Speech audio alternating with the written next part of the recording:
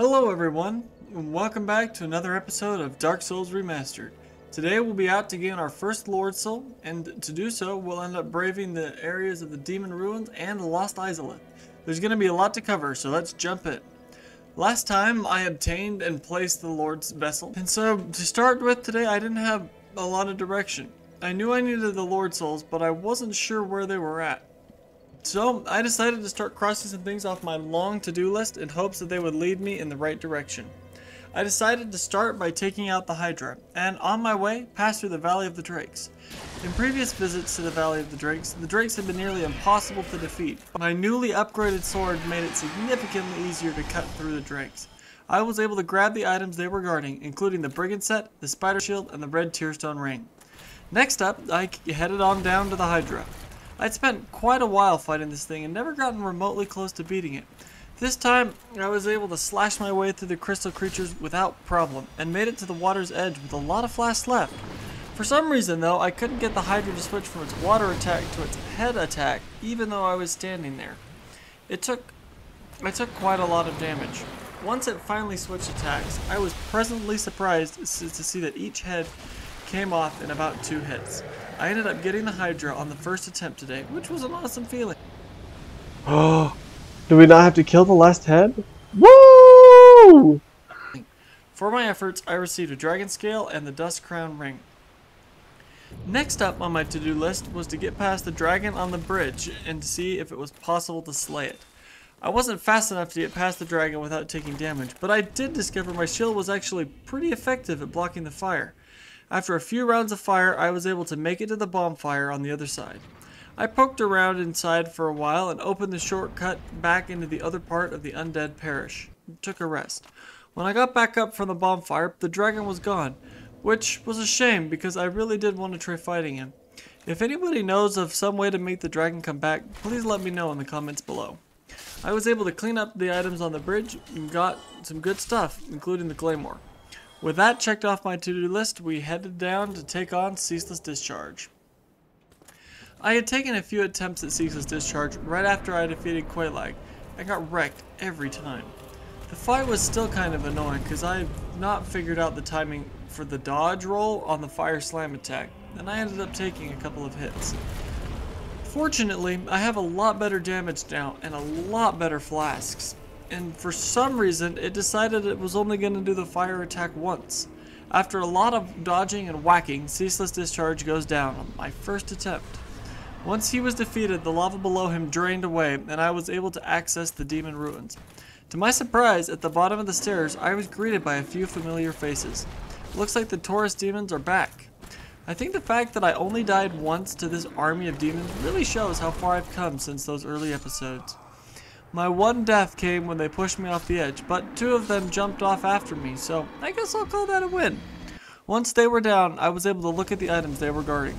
The only way I could think to get the Chaos Ember was by dashing into the lava and dying, so that's what I did. The other item I never did figure out, and I haven't got it yet. I tried jumping over the lava, dashing through the lava, and even dropping down from the top with fall control, but nothing worked. I did get an item later on in the episode that could help me get to it, but we'll cover that later. Giving up on that item, I snagged a level up and ran into another familiar face, the Capra Demon. Actually, a lot of Capra Demons. I struggled a lot with the Capra Demon the first time, but facing him down here in the open and without the annoying dogs at my heels, he was almost trivial. I got past them all with barely an issue. I met this fire-breathing statue on my way down the stairs, and after dispatching of him, proceeded to get wrecked by an angry worm-type thing that dropped from the ceiling. Of course, at this point, I was feeling overconfident, so I fixed that by getting wrecked by the Capra Demons. Not once, but several times. No hubris, thou truly art my downfall. I finally made it back down and got my revenge. Rewarded myself with a nice rest at the bonfire. I started exploring around and grabbed a few items. I felt like I got a hand of the fire breathing statues pretty quickly. As long as you get a hit in every couple seconds, they can't actually do anything. It does get a little harder when there are multiples of them because it's tricky to keep them all staggered at once. We mowed through a lot of repeat enemies before getting trapped between a bunch of these worm monsters. My magic was able to melt through some of them, albeit very slowly, but after grabbing the ember, I figured out that I could whittle down their health bars by stabbing them from really far away with my magic halberd, which did speed things up.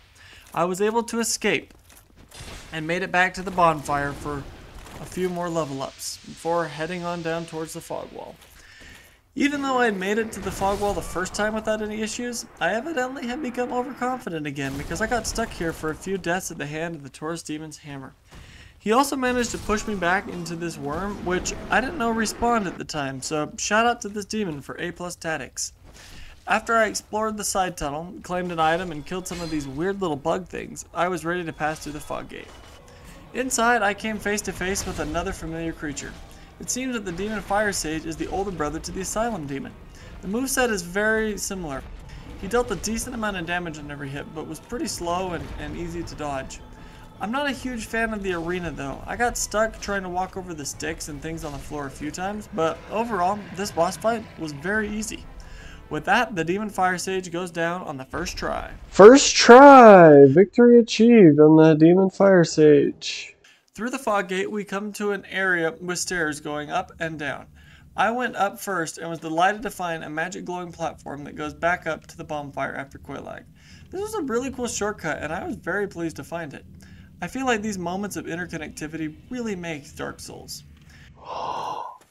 Oh! I remember jumping on that thinking that sure does look like a switch. I then headed downstairs and found a couple of items, nothing particularly noteworthy, and another bonfire. With that, I headed through another fog gate. I really wasn't expecting this one to be a boss since I just cleared out the Demon Firesage, but it was. After watching the cutscene of the Centipede Demon coming down off the cliff, I proceeded to get instantly killed without really doing anything. I actually died so fast my souls were waiting for me outside the fog gate when I got back, which has never happened to me before. Despite my abysmal defeat, I readied myself for another attempt and started to get the hang of dodging its attacks. I stayed on the island right by the door, and after I got the hang of its range attacks, it decided to join me and began slamming down with some jump attacks. I took some damage, but I got lucky and it missed a handful of times. Each time it landed, my sword took another chunk of its health bar, which was depleted pretty quickly. To my surprise, the Centipede Demon went down on the second try. Alright! Overall, I felt like I didn't get what was supposed to happen with this boss fight. I almost feel like I cheesed it, even though I stood there and fought it outright the whole time. I can see there were other platforms and things to fight it on, so maybe on my next run I'll try to do it differently and use those. But this works, I guess. For defeating the Centipede Demon, I earned another pile of souls and an orange hard ring, which turns out is pretty important for what we have coming up. I found an exit to the room that led me to another bonfire where a very distraught Solaire was hanging out. Why? Why? I think the heat must be getting to him. Don't worry, my friend, it's getting to me too. Through here, we officially enter Lost Izaleth, and it's an interesting place. The first room we come to appears to be a lava-filled ruins with tree roots and a whole bunch of dragon bottoms. I have no idea where their tops are, and as of recording, I have still not found them. The orange shard ring prevents us from being burnt to a crisp, but it does not save our ears from the sound of running across lava. After making my way across the lava, I followed the tree roots as much as possible to conserve my health and also my ears, and collected a few items, including a soul of a great hero, which I had not seen before. When I made it to the second ruins, a few messages hinted at an invisible wall, and I was able to reveal this bonfire inside. It was well hidden, and I enjoyed my rest. After that, I got stomped by a couple of the dragon bottoms, but I took a few out before I died, and since they don't respawn, made my next attempts much easier. I ran around hunting for some items and got some divine blessings. I've never used them still, but maybe I really should. After that, I found the way out and up into the next room, which was a corridor full of the little fire-breathing statues, which by this point were not a problem. Next up, we had this weird monster on the stairs with a bunch of legs and eyes. He went down easy, but we'll be talking more about these guys later. We explored a tunnel with a Titanite demon, and I've killed a bunch of them by now, so I thought it would be fine. That was, of course, before I died in one hit. Needless to say, I'll come back for him later. After running back, I went to explore the other side of the room, and the floor fell through, dropping me down into a swampy dungeon. There were a bunch of those many-legged, many-eyed monsters down there. I decided to pepper them with magic from above and took out all but one of them. When I got down in the swamp, I was poisoned quickly and had to fight the last swamp monster before my health bar was depleted. It's when I found out that they have grab attacks that pick you up and chuck you in the top of their heads before chewing you around and spitting you out. I thought I was so dead, but somehow pulled through and was able to defeat the swamp monster. I gathered up all my tasty Titanite rewards and headed back on out. The top of the stairs, I ran into a dark-robed pyromancer. The attacks looked very intimidating, as this thing called down pillars of fire and sprayed pools of lava in an attempt to destroy me. I played patiently, however, and once I found an opening, it only took a few hits for the pyromancer to go down, so first try. Around the corner, I slayed another beast and picked up the Chaos Whip Pyromancy, which I still don't know how to use, so if anyone has advice on how to use the Pyromancies, please let me know in the comments below. I feel like I must have missed it somewhere because we should have access to it at this point. I decided to run back and dump my gathered souls into a few more levels. Throughout this episode, I've been putting most of my levels into intelligence since I experimented and found that that's how I increased my spell damage, and it also increases the damage on my magic halberd, so that's kind of a 2-for-1 and seemed pretty optimal. With all my new stats, I'm ready to brave the fog wall. On the other side of the fog wall, I found, well, this slide that I actually enjoyed quite a bit, and below it, a very interesting boss. The Bed of Chaos is strange. It feels largely out of place to me. The first attempt I tried attacking the body and got nothing before dying. On my next attempt, I decided to forego the body and check out these glowing orange orbs on the side. I stabbed one, and after a cutscene, it appeared to enrage the boss more, and the floor started falling apart. I carefully made my way around the pits to the second orb, which, once stabbed, made the boss even angrier. On my way back around, I got killed. And from this point on, we begin our descent into madness. It took me a handful of attempts and deaths before discovering a tree root in the middle of the arena. Although finding it was hard, getting to it is another matter entirely. Hits from the branches do a huge chunk of damage, and the roots from the Bed of Chaos kept pushing me into holes. It was super annoying. It really felt more like a platformer than a proper boss fight, but I guess maybe the developers wanted to mix things up. Every time I died, I had to complete the long run back. The good news was I did just enough damage to one-shot the fire statues, making it pretty straightforward. It did give me a lot of time to think of plans on how to get the item that I missed in the swamp area. I realized that if I got the creature by the item to swallow me and spit me back out, I might be able to land up on the platform with the item. Turns out this was a huge mistake. I tried to bait out the chomp attack for a while and got this message that said my weapon was at risk.